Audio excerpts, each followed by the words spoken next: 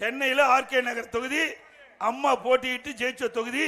அதுல மட்டுங்க 27,779 வாக்கு நீக்கி இருக்கோம். கோர்ட்ல போட்டு பல முறை நாங்க நீதிமன்றத்தில் நாடி நாங்க பல அதிகாரிகிட்ட கூறிய எங்களுடைய கழக நிர்வாகிகள், மாவட்ட செயலாளர்கள், அங்க இருக்கின்ற மாநகராட்சி அதிகாரத்தில் புகார் கொடுத்தோம்.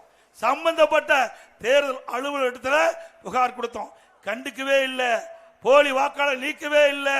ஒரு தொகுதியில நீதிமன்றம் போய் நீதிமன்றத்தில் முறையாக ஆதாரத்தோடு இவர்களெல்லாம் போலி வாக்காளர் என்று நீதிமன்றத்தில் கொடுத்து வாதாடி 27,779 பேர் நீக்கி இருக்கிறோம்.